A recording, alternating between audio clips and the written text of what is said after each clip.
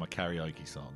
And that's Cutting Crew, I Just Died in Your Arms Tonight. Dying in your arms tonight. If you did my cover, I would love that, actually. This was perfect. This question was really just a setup for me to talk about my own musical highlights. I thought so. It's so. worked out perfectly. I love that song. It's just fun. And very on brand, too. Very on brand. Because being I'm dead. On account of the dying part. Maybe before I get cremated is like we'll have like a Weekend at Bernie's situation where you can actually come up and hug my corpse.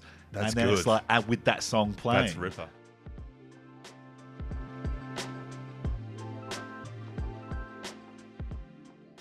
Welcome to The Final Encore, a show exploring the life and legacy of some of Australia's most interesting characters as they step into our studio funeral parlour to reflect on their life by planning for their death.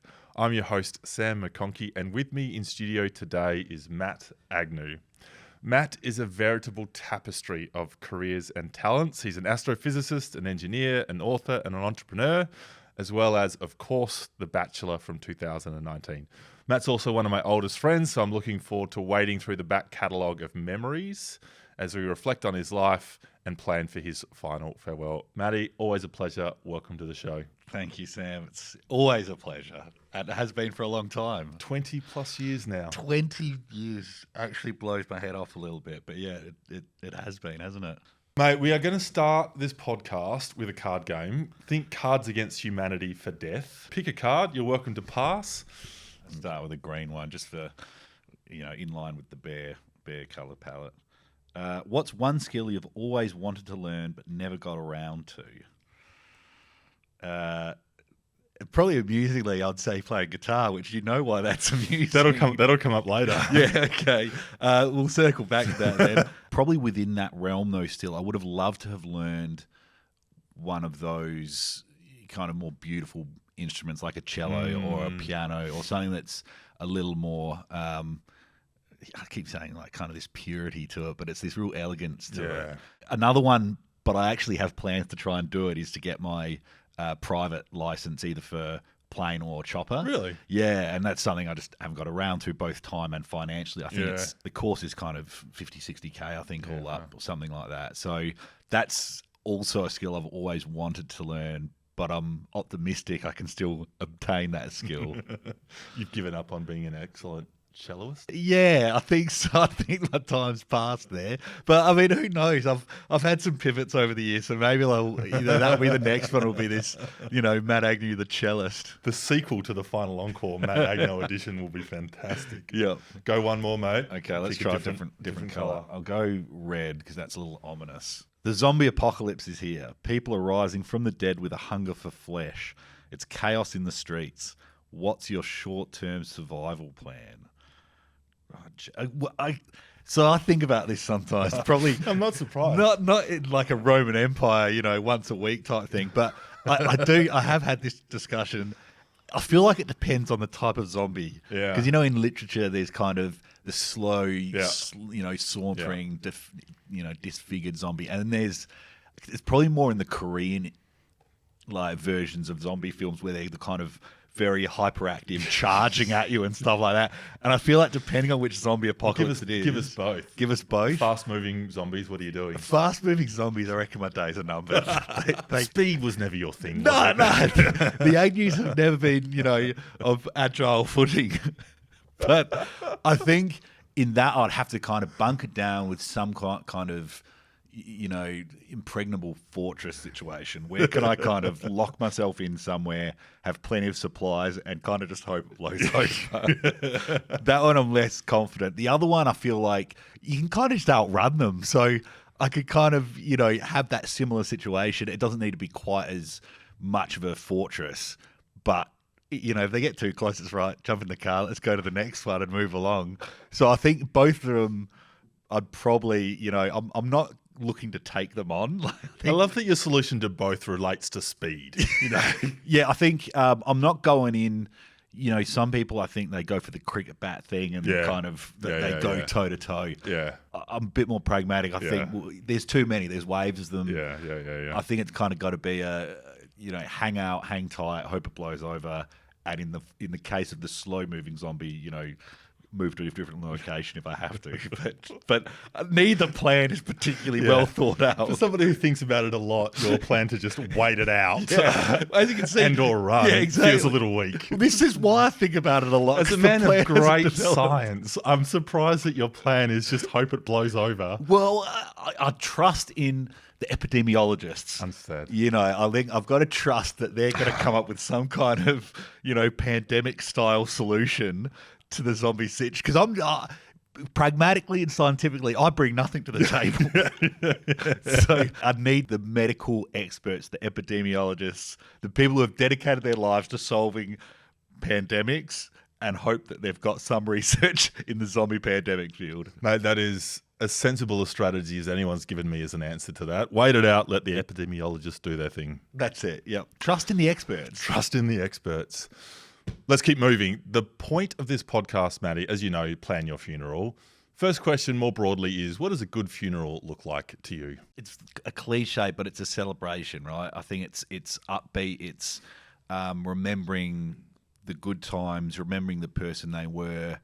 I think there's always going to be those kind of heartbreaking moments at any funeral, but I think keeping it really upbeat, and the ones I've been to, that's kind of been a common thread, I guess. It's this, this was a person who was full of life and good energy and vim, and, let's treasure that and celebrate that. And obviously we're heartbroken, they're no longer here with us, but that's kind of the the auxiliary part of it. So for me, and I'm pretty fortunate, I haven't been to a ton of funerals, but the ones that I have been to, and I've obviously, tears streaming down my face, but they're almost these tears of, happiness and celebratory of having shared a part of my life with them. So I think from those experiences, that's what I think a good funeral is.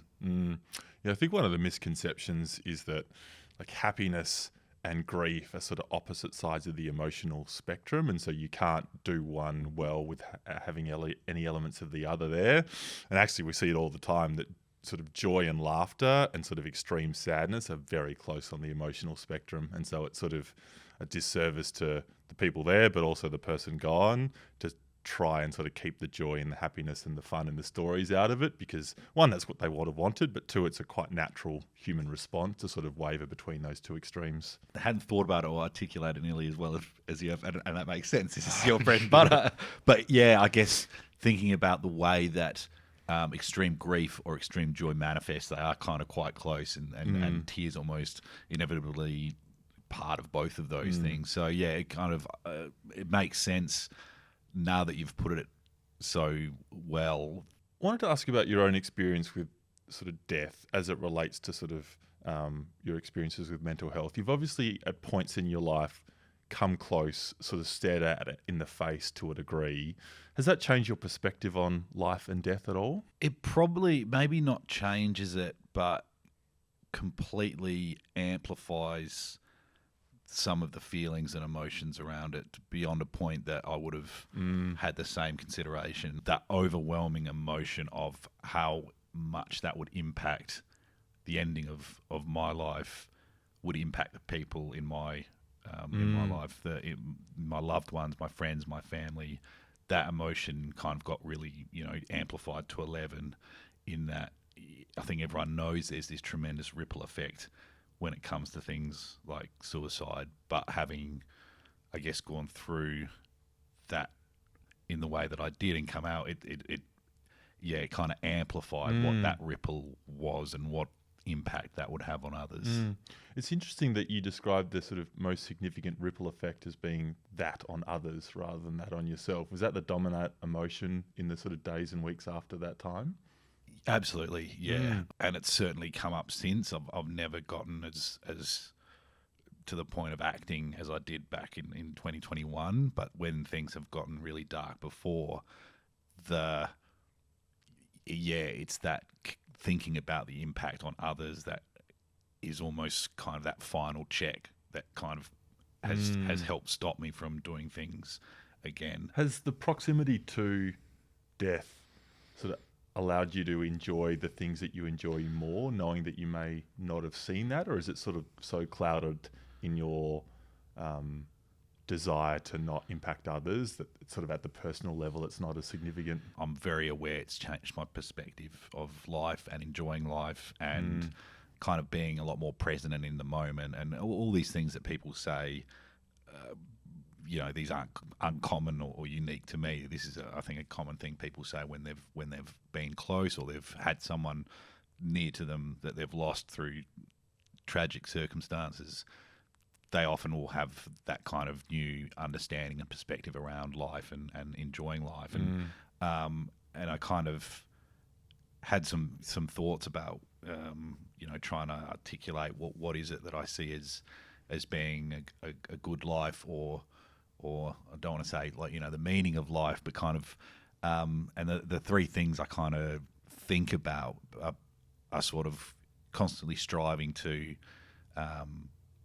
be a better person each day. Obviously, that's never linear, but it's kind of over a long enough timeline. I think that's a good thing to keep, and that can be personally, it can be professionally, career-wise, it could be community, whatever. Yeah. Another being, leaving the world in a better place than when you entered it, and a third being is enriching the lives of others, and that's our friends, our families, relationships. How good. We'll come back to that later, but I think what's not the blessing in it, but funnily, running a funeral business is probably as close as I've come to that, like, proximity to death, which you've experienced personally. And there's this old Stoic quote, I think it's Memento Mori. Have you heard of Memento Mori? No, I'm familiar. This is like old Roman Stoic quote, which roughly translate to remember you must also die. And the idea is that so many people just sort of daydream their way through life and sort of sun comes up, sun goes down, sun comes up, sun goes down, that until you sort of either experience proximity to death or sort of consciously force yourself to think about it, it's hard to actually extract some of the extra richness in life. And, this probably won't be, but it could be the last conversation we ever have. And, I probably will get to say goodbye to my kids tomorrow, but I may not. And so if you sort of have this constant reminder that, like, nothing is promised, we're all going to end up in the same place, I think it does help us sort of live a more fulfilled life because we're so aware of the finiteness of it. For sure. And I had, and I can't remember if it lines up almost exactly with the kind of proximity I had back in 2021, but I end all my phone calls with my parents with "I love you," and a lot of my friends and family members as well, and it's just something I just started doing. Funny, never had that. Had that, Matty. Well, we don't talk on the phone very often, but I throw out, I'm very liberal with my exes and exes in the letter, not my ex-partners. Just thought I realised without visual context that could come off in an interesting way. With hugs and kisses in text messages, and the I love you thing I kind of started doing whenever I was on the phone, and especially to my parents.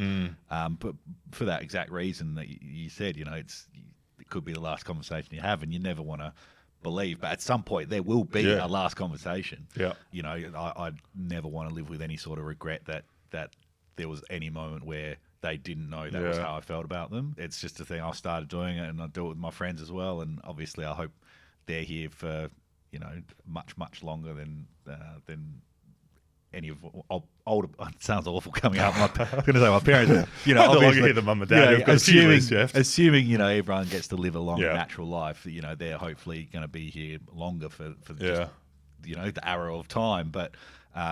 It's just something I started doing, and I think it kind of is exactly what you said. It's kind of helping enjoy and know that there is a finiteness to it, and let's just max it out while we can. Nice, mate. We'll come back to the introspective in a second. Let's get back to the literal. First decision, venue. Where are we having it? Pub, outdoors, ashes into space? What's the vibe? Oh, yeah, mate. By that time, look, I hope I'm going to live a long and prosperous life, and we're going to have funerals on the moon. Oh, shit. In a more reality framed context. I think for me it would be probably somewhere outdoors, somewhere, in a nice garden location. I I do obviously love a pub, but obviously not being a drinker anymore, it doesn't have the same, not quite the third place as it might have been for me. Yep. You know, even like a winery, obviously very picturesque locations, anywhere where I think there's a really lovely backdrop. Yep. Like we said, it has a very natural reason to be happy there. And so I think, you know, anywhere outdoors has that where, yes, it's beautiful, but also you're happy when you're in these places because there's lovely weather or there's flowers or ducklings or, you know, whatever you know. Nothing says funeral quite like ducklings in the background. You know, but it's, you know, it's the life, right? Yeah, you know, one Circle life of ends, life, and, you know, a bunch of life starts. And I guess I'd said that because I run around Fitzroy Gardens a lot. And so that's, at the moment, there's a bunch of ducklings cruising around. And at the moment, I've had a couple of lousy days and, you know, you see ducklings and you can't help but... Everything's better Everything's in the world. great once you see ducklings. So, yes, look, I'm not going to say I want a venue with ducklings, but... If they are there, that would be good. That would be a bonus. Understood. Right? Understood. But yeah, I think outdoors, somewhere, nice and, just a place where happiness would be, it wouldn't be out of place at all. Dress code? Whatever you want. I think I've never been You're a very snappy dresser, though. Would you want a certain baseline of look? Don't fashion? come at look. You know, maybe not a singlet and thongs kind of thing, but what people are comfortable in, and I kind of. I've never been maybe a snappy dresser, but I've never been a very tremendously serious person. I've liked to be silly and have fun, and I want people to be silly and have fun, and that can be louder clothing. That's fine with me. I think there's obviously a point of complete utter silliness. I don't want people coming in mankinis and things like that. But anything, I don't expect people. They want to come in a suit, go for it. Yeah. If they want to come in a pink suit, go for that as well. Yeah. If they want to come in, just something they're comfortable in, jeans and a hoodie, then that's fine too. I think, what did you used to wear when we hung out? And that maybe for some people where we had a more serious professional relationship, that's where they felt they were at most comfort around me. But for some others, I expect you to be there in black t-shirt and black jeans. But yeah, I think I don't think there would be a hard dress code beyond some fairly simple and a small hurdle that needs to be covered. That I think thongs and mankinis are underneath that hurdle. There'd probably be a few that would be at risk of the thongs at least. Yeah, there'd be a few. There would have been a couple of mates. One of them's no longer with us anymore, but Mankini was probably at risk with him. And if it was him, I actually would have been like, no Mankini except for this one person. I would have actually authorised that. So yeah, there might be some thongs, but I think everyone would have in their mind what they think of when we hang out and what we would have worn, what was our most natural fit. And so I think I trust everyone would be able to pick something that was unique to them and our relationship. You're a man of the stars. Would you want your ashes sent into space? We do that, Bear. We've had 2 people in the last month send their ashes on a SpaceX rocket into space. Really? Yeah. Yeah, that would be really Ashes cool. into space. I think so. Ashes into space, and then because presumably then I've got another kilo, 1.9 kilo. Not sure where I'd really like them sprinkled. I know my parents they wanted to do Alberton, but I'm not nearly as hard, diehard Port Adelaide supporter as they are. So I think that's probably wasted.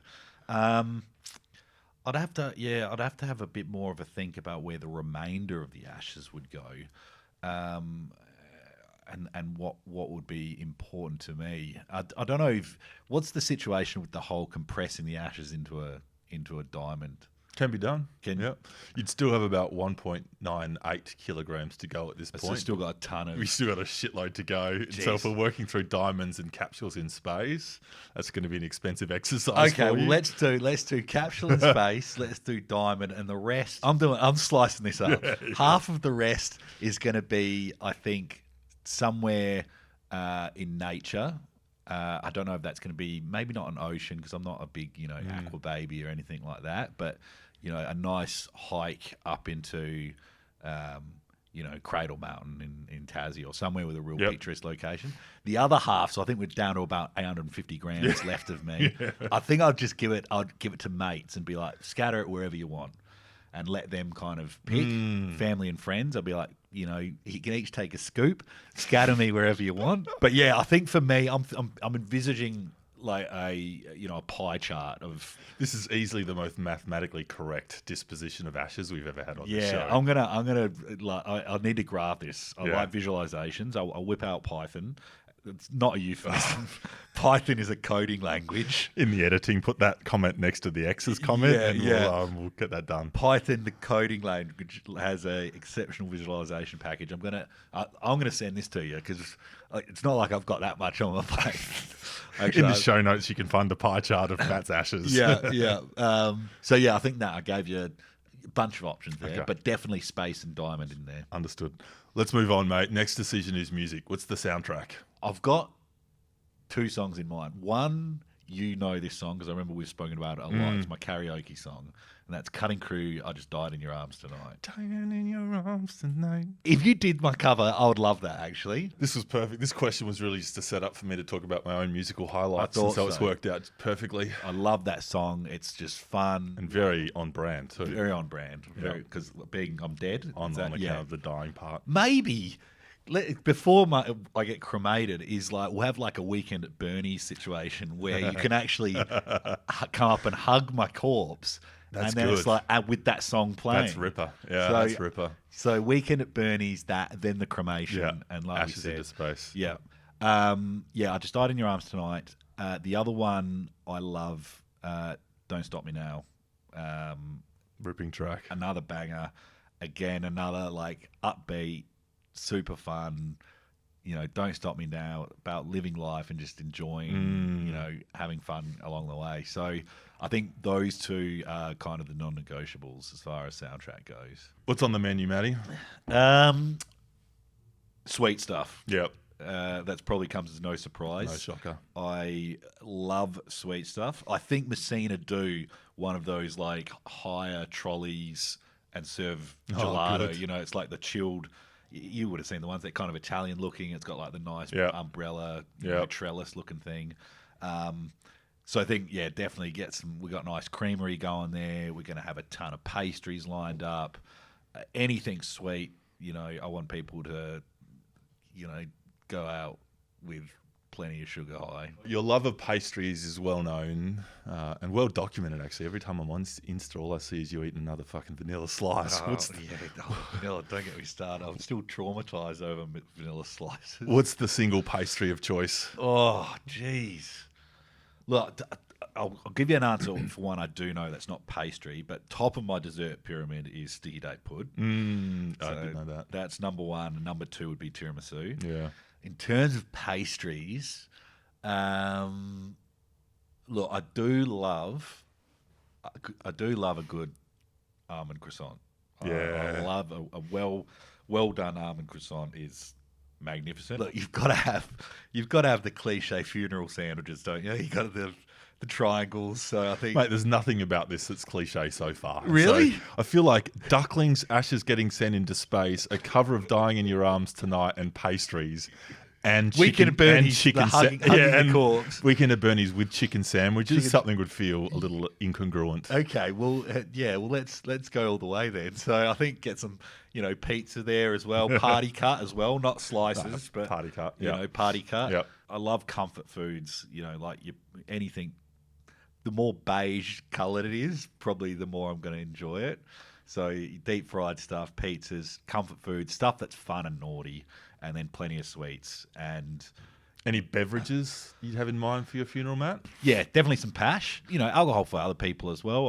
I've always kind of been quite open about both with my own drinking and also with pash. For me, no drinking's the way to go. For other people, it's moderation. For other people, they like to, push the boat out. I think you do you on a given situation like a funeral. I think everyone will grieve in different ways. Ideally, it's not pushing the boat out so hard that causes problems, but I think the grieving process, and as long as there's plenty of food there and non-alcoholic options, I think that's going to be a good time. Time for the shrine to Matt Agnew. Shrine. You've done a lot, mate. You really have had a very, very impressive career and life. Thank you. What would you want on the table, reflecting the life of Matt Agnew? I think still probably my PhD. I've obviously written a couple of books since then, and I've been tremendously proud of them as well. I think the PhD just being such a behemoth. Yeah. It's just the other books have taken me, a year to write in some cases. The PhD is a 4-year just grind at times, and sometimes quite lonely, sometimes frustrating and feels fruitless. And so to get through that is it's an achievement. Knowing you personally, I know one of the things you're passionate about is making science and maths more accessible, more relatable for young people. You must be proud also of the role that you're starting to play and increasingly playing in sort of bringing science to the masses through books, but also through the public work that you're doing. Yeah, absolutely. Kind of, I guess, a little funny byproduct of having gone on The Bachelor was I was kind of gifted this enormous platform that I've since been able to use for really important things and stuff that I'm genuinely passionate about. Not to say I'm not passionate about dating, but certainly not in a public setting. So, and one of the things for me is science. I've obviously always loved science myself. There's my parents will be able to tell you many stories of how much I love science since I was a kid. There's photos of me playing with Lego Technics. I still remember this Lego Mindstorms. It was this programmable brick back in the day, all these kinds of things. I've always loved science, and I think everyone does love science. And sometimes, somewhere through, usually the schooling system, it's kind of been knocked out of people at times, and they've felt they're not good enough, or science not for them. And the reality is everyone's good enough for science. It's just everyone's got a very unique personal way of learning. Yeah. The system's kind of clearly not appropriate for making sure everyone feels confident in science and maths. So, yes, I've loved writing the book. I've loved working with children. The questions I get from children are so great. I've loved the opportunities I've been given to talk with kids, to write these books, to go on radio. I recently got to do Triple J Science Q&A with Dr. Carl. Yeah. Oh, so man. That was, a real kind of dream moment. Obviously, someone who's been quite, instrumental in my interest in science. I've loved science communication, and I'm really grateful that I've now got the opportunity to do that at a larger scale than I did pre-reality TV. Yeah. And the feedback I get both from children and from parents is that they really like it, and so I'm hoping I can keep participating in that way. I've got both my books and my PhD. Show us. Recommended reading age for the PhD, mate? PhD, I reckon, this one's kind of 9+, I think. So, like I said, it's got, the leather trim. It's got the gold binding along the side, so that's not for sale, unfortunately. But, something a little lighter in case you need to.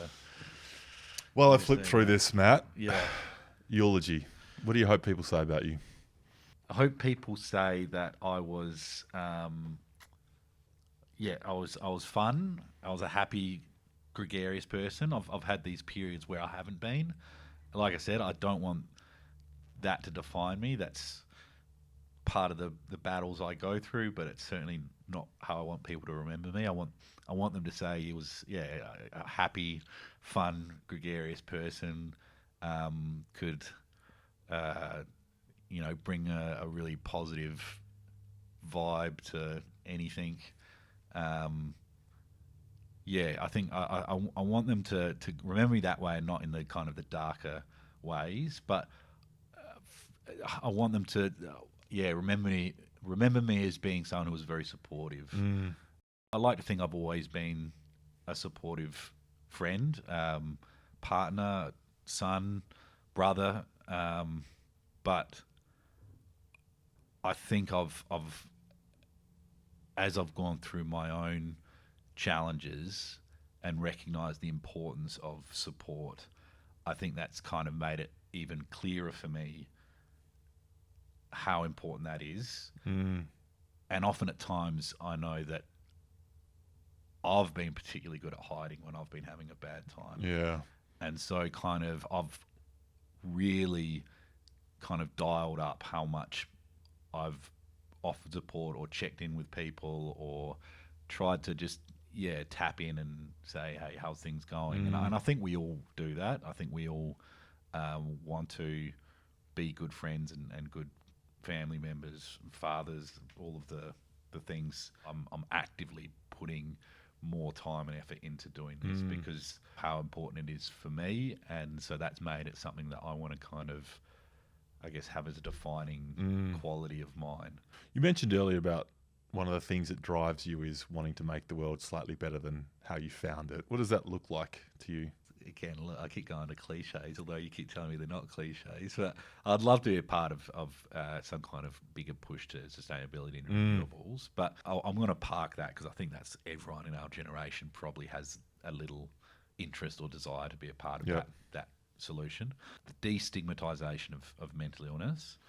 I talk at times about there's sort of almost, and this isn't the right word, but it will get across, but there's sort of these socially acceptable mental illnesses where I think there's enough destigmatisation around things like generalised anxiety disorder and depression where there's a little more understanding and empathy and discussion within the public discourse. But, you take, there's kind of a next layer of mental illnesses like bipolar, schizophrenia, borderline personality, and suddenly people still clamp up and they say, nah, that's not in the okay bucket. Nah. And so I think I want to be an active contributor to continue to destigmatise and make it so that all mental illnesses have that same sort of social, not, like I said, it's not social acceptance, but this better understanding and destigmatisation. And I think by talking, I think that's one of the ways I can do that. I've often said, arguably, the only upside of having mental illness is being able to use it to hopefully help others. And I use that quote. I can't remember who coined it, but it's that we recover loudly so people don't suffer quietly. And so I think by being open about my experiences and my diagnoses and my medication, talking about that, hopefully I can create a better, more accepting and understanding society of mental illnesses. And hopefully then an extension of that is to then be a part of some way. I don't know what the answer is to this yet because I haven't done enough research into how to kind of do it, but putting more pressure governmentally to have better systems in place for mental illness and those who are struggling with mental illness. And that's something I want to do. It's not on my radar at the moment because I know that will be a big undertaking and a lot of effort and resources. How do I go from talking to actually a more material, tangible impact in terms of, a bigger allocation of resources to supporting people with mental illnesses, better subsidies for getting psychological and therapy sessions, things like that. How do I become a bigger part of that? What are the levers that I can pull to make that impact as well? So, I think I've got the personal way I want to do it that I have control over, which is by being an advocate and talking loudly about it. But at some point I want to also try and create some sort of bigger, tangible change as well in that space. Incredibly well said and a hell of a goal. Oh, thank you. Last question. What's on your epitaph? I've been thinking about this since you gave me a nudge about this, and I haven't come up with some kind of clever line other than he lead singer of Crooked Line. Hey, of course. Kind of where I was going. I think it's it'll be something like live fun and fast and support others, or something like that. Something that I guess want to have as a defining characteristic of mine, which is, live fun and enjoy life and soak in the moment. And like I said, that kind of perspective shift after some of my experiences has helped refocus that as the key thing of life is enjoy it and spend time with people, but also do that while being kind and supporting others, because I think that's probably like I said, that kind of third pillar to what I think it is to have a content and happy life is enriching the lives of others. And I think the way we do that is both by being fun and spending time together and having laughs and doing great things together, while simultaneously caring, being supportive, being compassionate and kind to one another. And I think by doing that to each other, we do inherently make the world a better place. So I think, live fun and fast and be kind and supportive. How good. To wrap things up, Maddie, we've got your funeral's happening at a park. There's ducklings in the background. Crooked Line are playing Dying in Your Arms tonight after the weekend at Bernie's has concluded. There is a Gelato Messina trolley plus some pastries. We've got a variety of reading materials on the shrine, plus some photos of the high and low.